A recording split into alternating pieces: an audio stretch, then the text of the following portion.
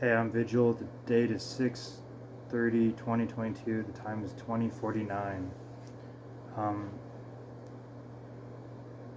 so these videos that I create are merging between fiction and reality. Uh, and they touch upon the darker aspects of my psyche. They they touch upon the delusions I used to have. I state them sometimes as if they're real, and I feel self-conscious, and I go back and I try to explain the reality of what's going on in these videos.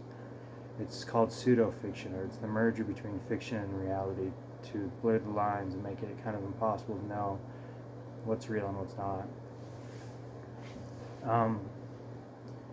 So I've done this before, but every time you reconstruct the past, your neurons, due to neuroplasticity, they're rewiring essentially. And so like when you have a memory of something, it's not the actual memory, it's the fantasy of the memory, because your neurons, every time they fire, they modulate. So when you remember something, it's modulating in real time. You have a basic memory of what happened. Most of our memories are fiction, and when knowing this, it means that like for instance, I read a book on cognitive neuroscience, and it talked about how eyewitnesses are worthless. People forget what color their car was that hit them, and they forget everything except just the general knowledge that they were in a crash. But I thought I'd do a really long video and go over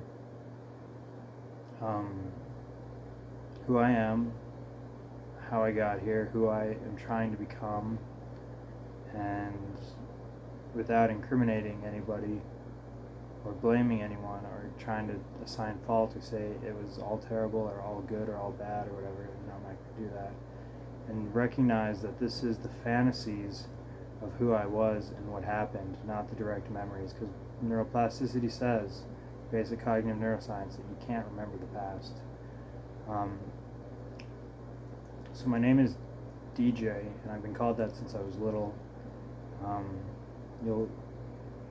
If we start to merge reality with fiction, create a bridge or whatever, you'll find that name in a lot of the art. And I didn't notice that until I got in my late 20s, and it fueled what they claim was delusion, which I claim was at times delusions, and then at other times reality. But what's real and what's not real is kind of hard to tell. I felt, my friend said I lost grip on our collective, communal, intersubjective reality, and I still have my doubts about it. But so my name's DJ. I prefer the name Vigil. I was born in the United States. Lived in a relatively small town compared to New York or LA. I had a decent family growing up. They were the good enough mother and the good enough father, despite everything that happened. I don't blame them for anything. I had a sister, my cousins, family, the normal stuff. There was perceived neglect, but everyone should know that when a child is just emerging into consciousness, their subjective reality is completely objective.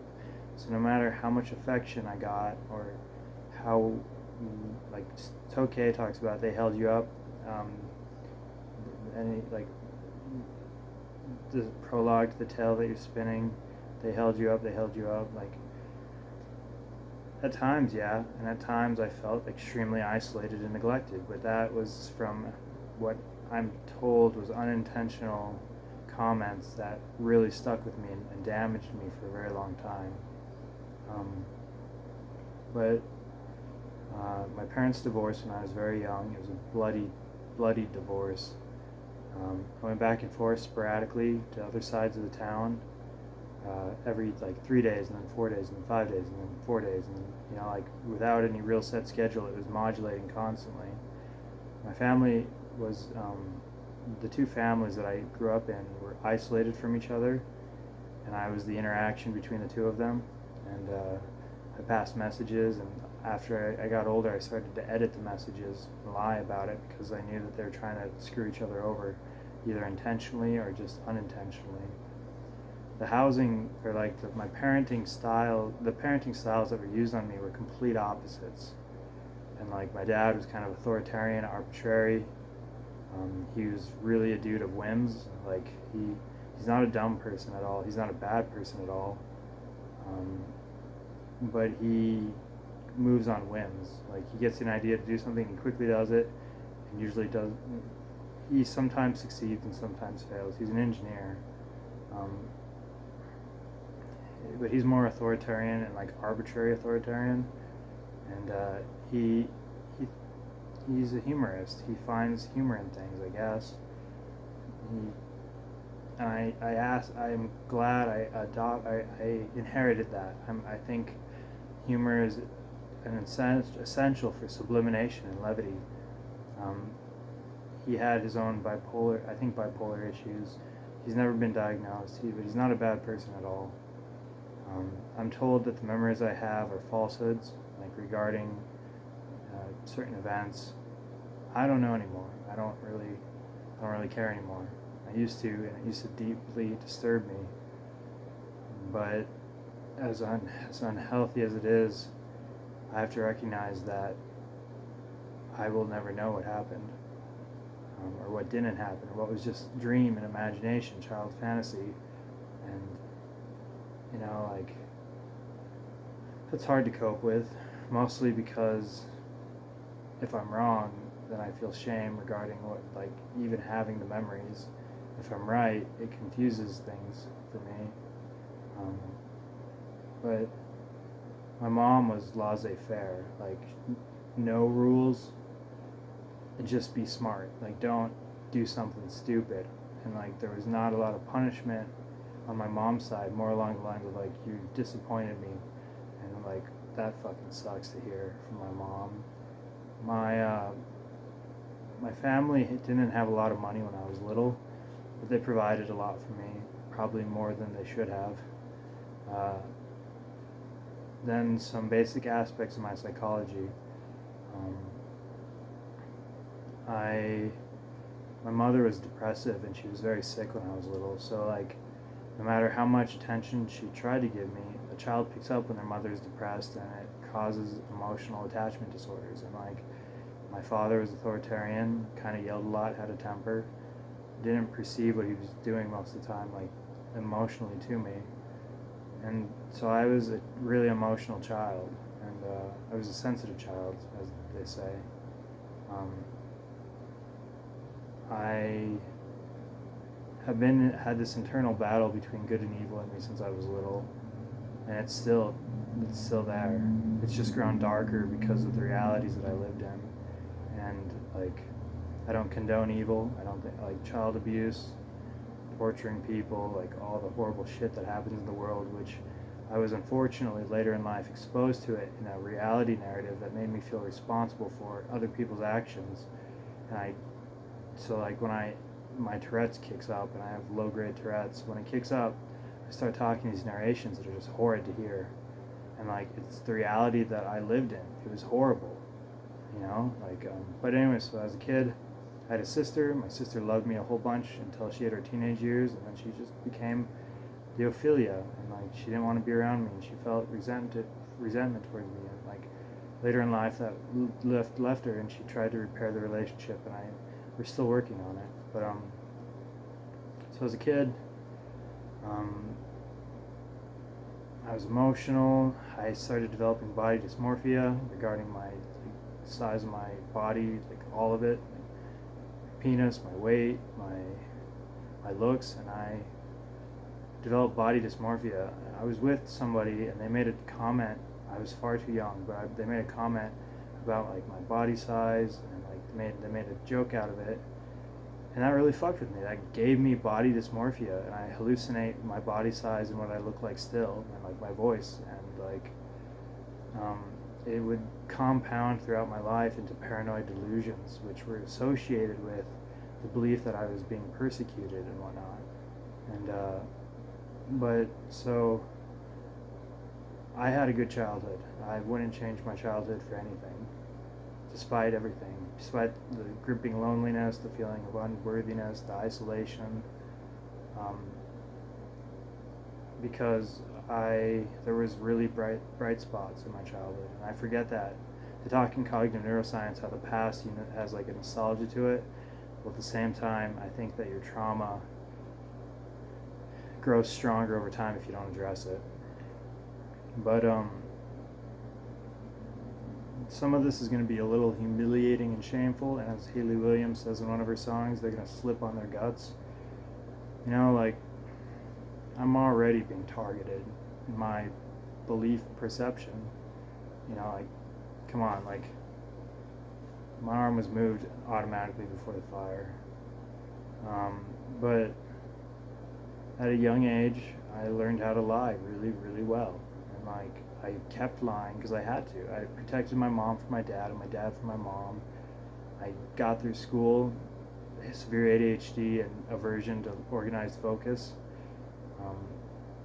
I had trouble learning how to read, and so my father used to make me do hooked on phonics till I was crying, and like my homework was like a horrid event every night, like crying all night because it's horribly painful to do the homework, and like I had headaches as a child.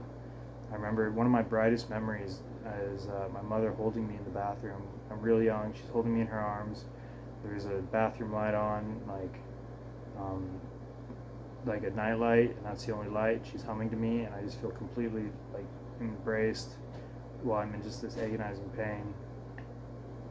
And the headaches would continue up until my teenage years. But so at a really young age, I got exposed to like sexual mocking, and it gave me body dysmorphia, which compounded over time, combined with the feelings of being unwanted and neglected, and like none of it was anybody's fault. Like it wasn't methodically planned out. It was more like a Plinko game. I just kind of bounced around, and I kept getting all these traumas, no way to resolve it, learned inhibitions, and never developed basic social skills that I think would have helped me until later in life. This is where it starts to get kind of personal and like, but it's reality. I discovered masturbation before my infantile sexuality period. So like you have infantile sexuality, and then it's repressed for a couple, like 5-8 years, and then it's unrepressed in your early prepubescent era. And mine was artificially unrepressed because I accidentally discovered like masturbation with like mechanical back massagers and whatnot, and I developed this habitual routine when I was really, really young. Like it's got to be like second grade, first grade, getting out of school and going home and using it, and like shamefully, where no one could see me, hopefully. And so I developed compulsive needs for sexual stimulation at like the age of like, I don't know, it had to be like 7, 8, or 9 or something, before the infantile period is supposed to unrepress. And so this developed a compulsion, which my theory on why I have ADHD is that I was releasing every day massive amounts of dopamine into my frontal cortex with this habitual habit. And so the frontal cortex didn't develop correctly because it was flooded every day with dopamine instead of slowly, methodically growing the circuitry. And then I had trouble learning how to read, and I was forced to do hooked on phonics and forced to do flashcards, and like, I'm grateful for it, I guess. You know, like, it was agony, and it caused me a lot of trouble, like, in my life, because it created this aversion to reading and writing, and like, it's like fighting fire every time I try to read a book. And but so the ADHD developed emotional problems. My mom was depressive. It wasn't her fault, but she was depressive, and I picked up on that. I sometimes resented her for it, sometimes I loved her. And like, my father was authoritarian, would yell, I'd yell back. And like, I don't have a hatred of authority. Like, if I choose to submit myself to authority, I'm artificially formal as a sign of respect, as I have been with my employers who like I've chosen to work for, or teachers that I choose to have. But this is like, all of this is between the ages of like 4 and 9. And then I got exposed to female presence, like with my very attractive cousins who were like in their 20s and 30s, and I fell in love with them, and like my sister's older friends and my mom's friends, and like of course the Freudian love of your mother. so I'm deeply fond of females. Like, it's like the only thing I really enjoy interacting with or doing besides like maybe writing. But so I was asocial and slightly antisocial, anti-authority in my younger days, just because I resented being told what to do after being like, I don't know, I'm not entirely sure why I'm at times anti-authority, but I was doing okay in school, and then like fourth grade and fifth grade hit, I started getting conscious of my weight, so I'd wear Hawaiian shirts every day, and I'd wear my sweatshirt in the summer. I had trouble telling people how I felt. Um, I was already early exposed to sexuality and like nudity and stuff like that, and but I wasn't.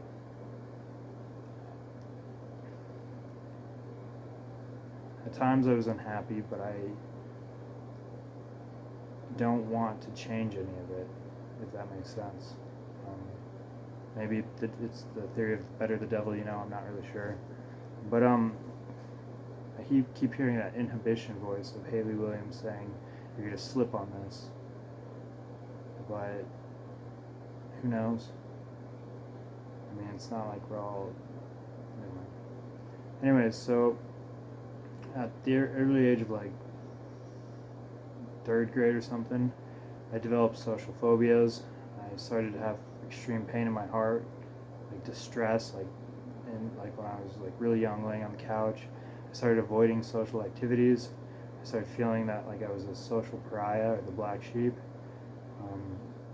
I had friends for the most part, but they cycled around.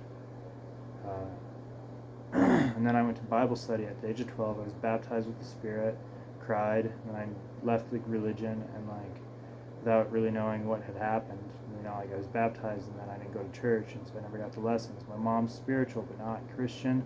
My dad claims to be Catholic, took us to Catholic school a couple times, read me the Old Testament when I was little. But like I don't know, there's just events in my head which I don't know if they're real or not. And you know, I get furious regarding them. Furious in the sense of like not homicidal or suicidal or the desire to destroy things, but just hurt emotionally, and it makes me mean and pithy back. But when I was very young, I learned how to create movies apparently spontaneously with Windows Media, painting pictures and then putting them at a really fast frame rate. I don't know where I learned that, but I started making cartoons.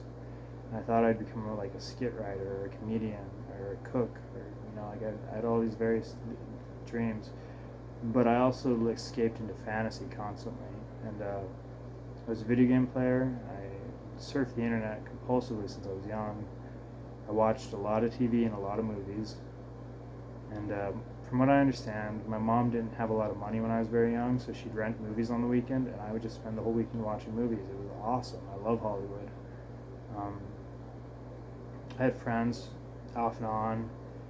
Never really got over that until later in life, the social fear of telling someone you love them.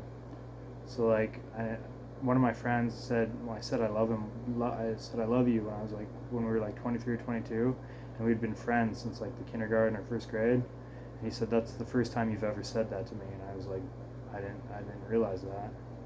I had heel spurs for a while. They never got treated. I had headaches, digestive problems. I wet the bed until pretty late in life. You know, like just normal stuff, I guess, in my perception of reality.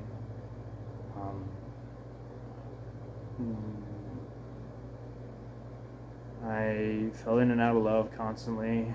There was this one time where I was very young. I was laying in my bunk bed, which my aunt had built for me, which was a very cool bed. But like, I had the bear on one side of me and the moose on the other side of me, stuffed animals. That's what I named them, because I was a very clever child. And I didn't know which one to turn towards, because I had this perception of like betrayal and abandonment. I didn't know which one to pick. And that was a symbolic representation of my two families. And like, they were both loving, I guess. They were both, but there's so much drama and like politics within it, and that I learned to be a little spy for most of my life. And like, so as I got older, my body dysmorphia kept getting worse. My social phobias started making me wear a persona really heavily with lying constantly as a mask. I barely got through school. If I got through it, who knows? Like, I had trouble maintaining friendships. I never called anyone. I never interacted with anyone. But I did I did hang out every now and then. But I never felt like I was like belonging to any of the communities that I was around. They kept saying I was super smart, but I was failing every class, and my friends could easily outwit me because there was a group of friends that I was very fond of that, but they were all smarter than me, socially and usually schoolwork wise. I did take an IQ test the other day. I scored between like 129 and 137, which is like the upper percentile. The GED, which I got, I scored in the top percentile, but I've never done very well in school. But anyway, so like at the age of 14 or 15, my persona started to have social dread, which is like sociopaths have social dread. I don't know if I was a sociopath at that time, but that was what I felt, like the fear that like I would get caught lying, and then my whole mask would unravel, and like I never dated, although I wanted to. I couldn't express my feelings towards people. I had one female friend who was close to me, but I don't know, I just socially scared of other people, couldn't say I love you. Sexually, I was inhibited. I couldn't talk about sex.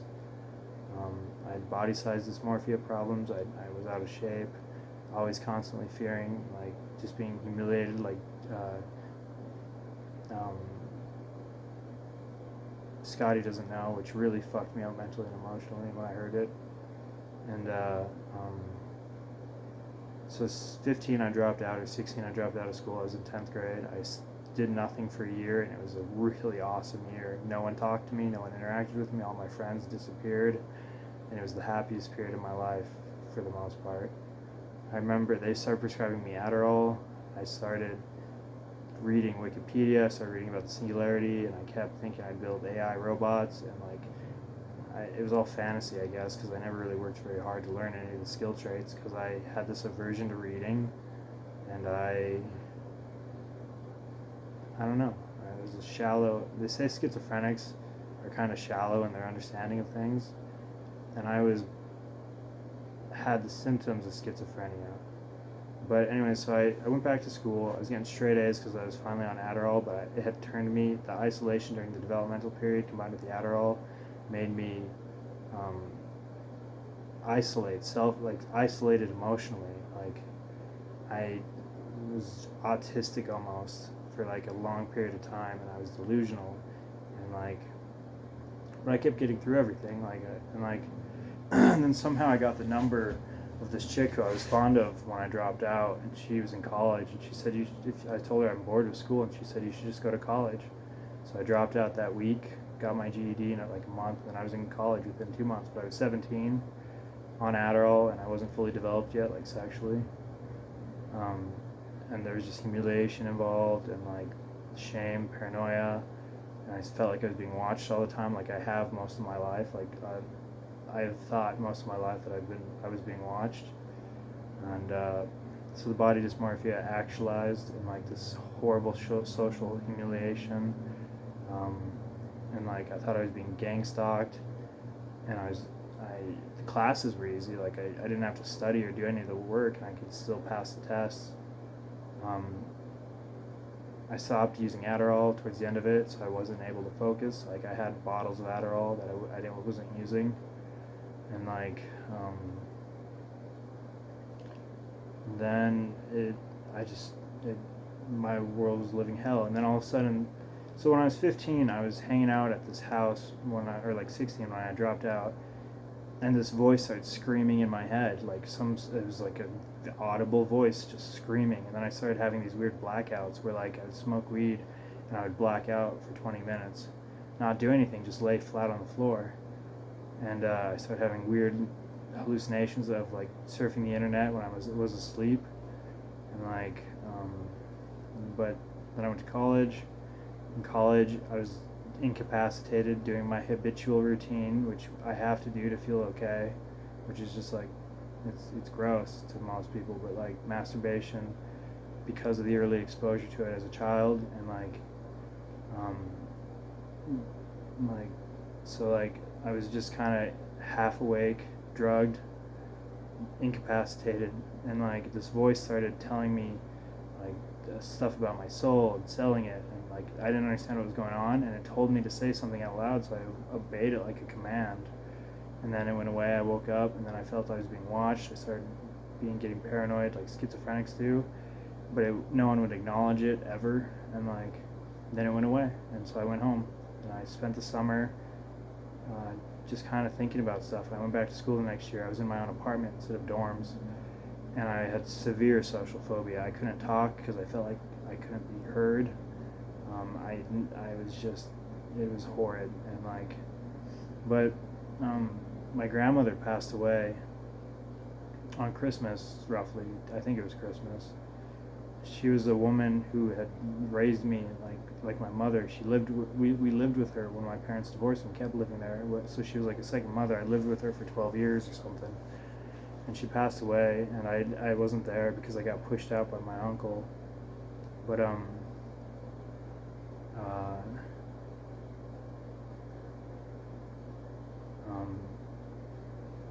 she passed away. I went back to the dorms or the apartment, and the TV started interacting with me. Like it would respond to my stimuli. I was like, well, this is fucking weird. So I started thinking there was cameras in the walls. I was being gang stalked, and then like I said something that I'd said earlier in my life after reading the book Ender's Game, not knowing that Muse, Take a Bow, and Ender's Game, Saving the World, Remember. Not remembering the sources of the memes, but in my mind, which we know has been thoughts, has had thoughts implanted into it. If I'm not delusional, if I'm delusional, then it's just all in my head. But it was like I'd sell my soul to save the world, and like that had no meaning to me because no one had ever taught me the meaning of the word soul. And like I had said it earlier in my life too. I was like at the age of like 14, a voice came into my head and said like, "Would you sell your soul to have sex with all these women?" I didn't know what it was saying, and all I heard was the end part of it, and so I kind of murmured again. And then at 17 in college, it said, "Would you sell your soul to have your mind open?" And then I didn't know what it was saying. It told me to say yes, and so I did. And then it said, "Well, that's not fair. What about them?" And I said, "Okay." And then I passed out, and like then in my apartment during like what I consider to be the most invasive home invasion in human history, I said I'd sell my soul to save the world, and then suddenly I was filled with terror from like this limbic system response activation. I crossed my fingers after I said it, not knowing really what was going on because I was delusional, spacey. I was being targeted in this what I thought was a satanic community in a home invasion that was invading my mind. But it happened after I said it, and there was no forethought or planned maliciousness. It was just sudden fear, and I started to get filled with this memory of when I was like 13, and I watched a documentary on the Antichrist, and like I was filled with terror. All of a sudden, it became religious narratives, and I thought my mom had passed away. I was trying to call her, and there was no answer. I called my dad for the first time. I left my dad's house when I was 14, and I hadn't talked to him in 4 years. I called him. I sold all my stuff, got a ticket for a bus, and went back to my hometown. My parents were fine. They put me in the hospital. They diagnosed me with schizophrenia, and then so that was roughly 19 or 18. I was told I was schizophrenic for the next 10 years. I kept saying like this. At first it was like, all right, I'm schizophrenic. That was horrid. I've read about schizophrenia. It's going to be a shitty life. But there was no more like belief of thought broadcasting where you think your thoughts can be heard, or ideas of reference where you believe you're being talked about indirectly, and there was no gang stalking, and there was no religious narratives, but I was terrified still all the same. Like I knew nothing of religion except like what my imagination was creating, and like so I bounced around for years essentially, just like schizophrenia, I'm taking these medications, but like it's not happening, so it must be schizophrenia. But all of a sudden it's happening again because I'm getting closer to religion. So is the religion true? And like, but then like, why aren't people telling me directly about all this stuff? And it's like, well, they must be demon possessed, or they must be this, or like, you know, like they've lost their souls. I've lost my soul, so like I must self-sacrifice my eyes to save their children from the soullessness, or like I have to sell my soul at the hospital to liberate them. And like nothing ever seemed to work very well, like to liberate people from their soullessness, which I perceived as my fault. And so like I started personalizing reality because I thought I had caused everyone to lose their souls and free will, which made me responsible for everything that was happening anywhere. And I was reading about wars in Syria. I was reading about like just horrible shit that was being done to innocent people all around the world. And like started going to a Bible study, and my Bible study group brought in an ambulance driver who had talked about like just the most abhorrent shit of, like, you can imagine, the darkest realities possible, like kids getting killed and like little kids getting killed and shit like that. And they're talking about it in my Bible study. Well, I thought I was responsible for it. I was like 19 or 20 at the time, 21, and it was overwhelming. I was trembling most nights. I was constantly fighting my thoughts in this agonizing belief that if I thought the wrong thing, everyone would be condemned. Like magical thinking is what they call it in schizophrenia. So I had thought broadcasting, thinking my thoughts could be heard, gang stalking belief that I was being watched, the religious delusions and obsessions, ideation, ideas of reference, thinking I was being talked about, magical thinking, thinking like reality was manipulated by my thoughts. And like there was no explanation for any of this or why it was happening, and I just thought I couldn't understand it.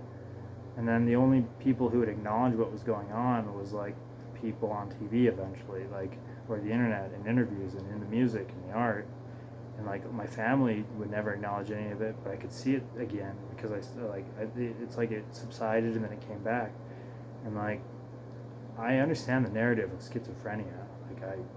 That's the narrative that will last for a very long time. But it's not the narrative I've always believed or even really believe at times today. And like, so my theory is that it started with religion, was there, disappeared until schizophrenia narrative fell apart, and it went back to religion. So religion opened the door to this like reality that I was seeing, and then technology became the jump point where I said like, all right, this isn't religion, this isn't schizophrenia, it's technology. How does it work? And I started looking into time travel and like neurolaces and singularity and like aliens and shit. And I had like an alien visit me when I was 19. It probably was a dream in my mom's opinion, but like I woke up, there's a dude there, he looked me in the eyes after floating me up out of bed, and I passed out. I've seen several starships. I've seen demon cats and shit, like, which all sounds like hallucinations and delusions. I get that, so at 23, I started having this belief that I had to shoot my eyes out to save people from my vision, which was somehow like laser-like demon death rays. And a woman who I was very fond of I don't know why, but she, I thought she said in a encoded message to blind my eyes to save her children. So I did, and like one eye healed like spontaneously, the other one didn't. And then I started to get really depressed. I started thinking that I had caused all this suffering and I just couldn't handle it emotionally. Like, I'm okay with, for the most part, with inflicting a little bit of suffering on people, like, I guess, like, but like the loss of a human soul is just not something I can cope with. And but at 25, I started to get super depressed.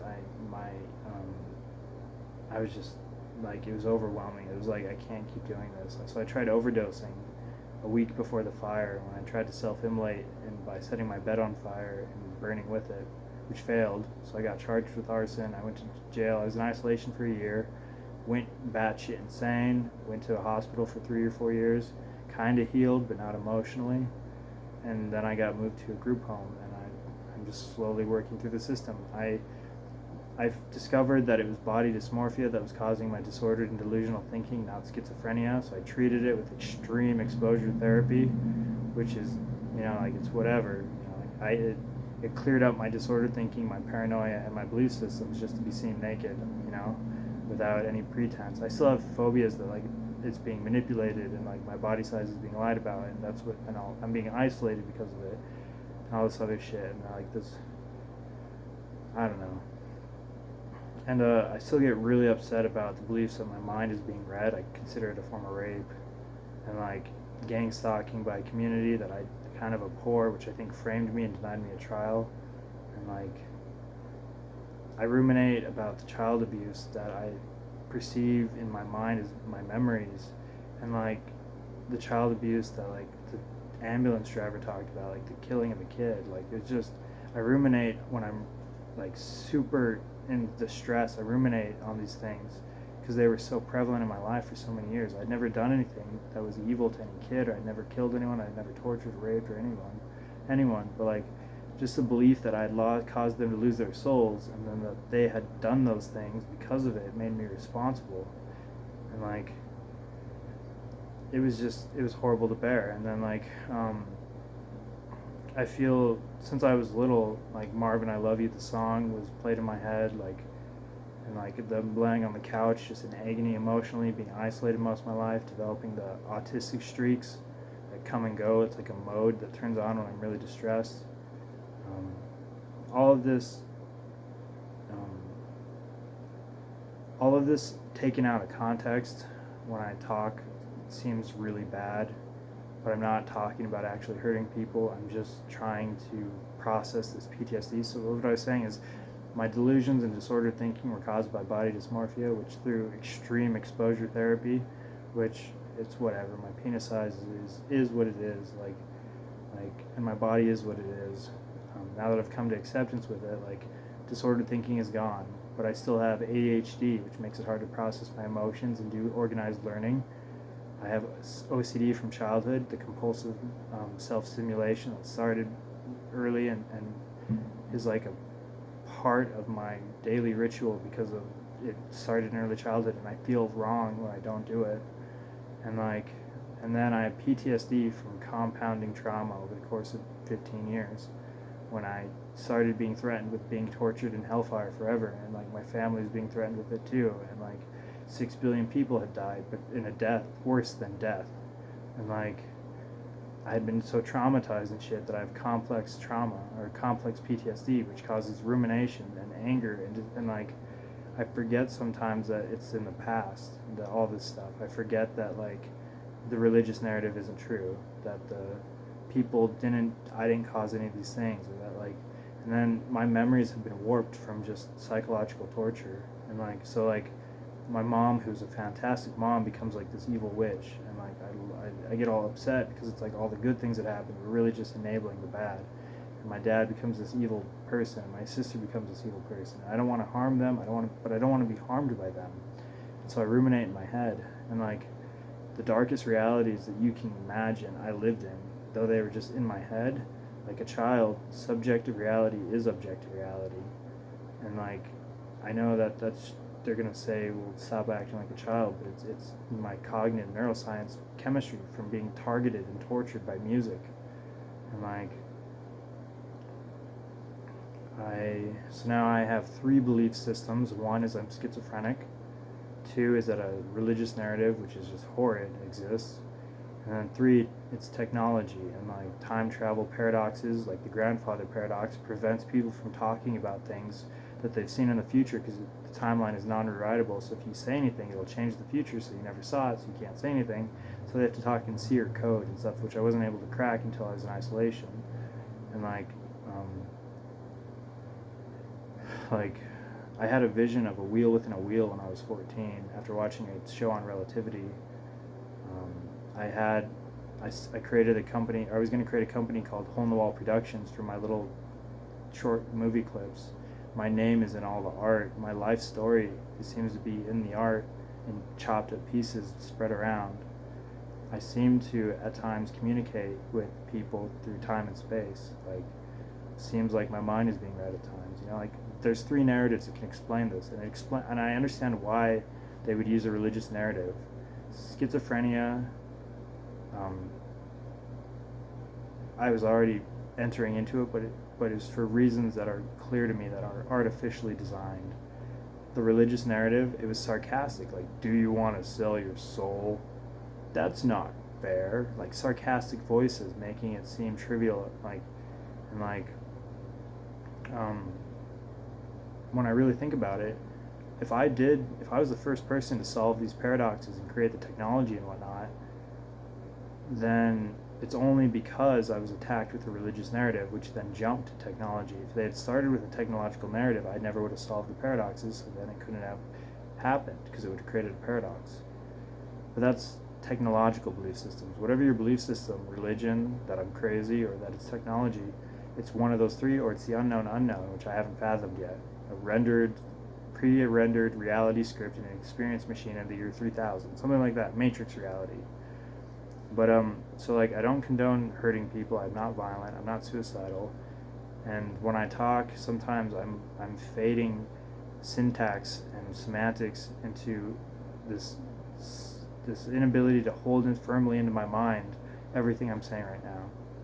Like, it's disordered delusional thinking from PTSD now, not schizophrenia, if I am not schizophrenic, which I think the body dysmorphia, when that was addressed, cleared up most of my disordered thinking and my paranoia. But PTSD and ADHD, some OCD, which I'm trying to treat ASAP, and other things, ETC, sorry, it's a joke. But yeah, so like now I'm dealing with emotional trauma from perception of isolation, feelings of being unwanted, which I've had since I was little. Body dysmorphia has cleared up. My ability to talk about sex and love has expanded, and I seem to be wise in some of the subjects I think about. I still have rumination, which sometimes with Tourette's will say horrible things, but I'm not condoning or repeating things that happened. I'm talking about the imagined realities that I existed within because of the perception that I had caused other people's free will to be lost, when in reality it's a seer's paradox. So like that's the story that is pretty much what I remember, and I realize that a lot of it's fantasy, but I also think a lot of it, what other people are getting, is deep fakes or edited realities. You can't talk because it would change events. You saw the events. If you change them, then they never happened, so then you never change them, so then you saw them, and it's a paradox. It's a forward-looking paradox, but it's a paradox, EITO, endless instantaneous timeline oscillation. What else? So that's essentially it. I turned 30. That's what happened in the last 30 years without some of the details. And I mean, like, details about why I am who I am as, like, my character, my interest in hobbies, the things I did, like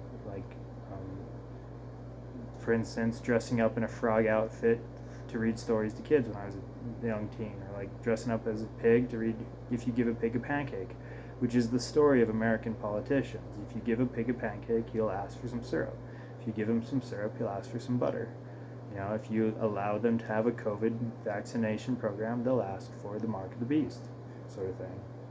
And like, I think the mark of the beast is just a QR code that infects people with the Neuralace. I don't really know. It's a guess. What else?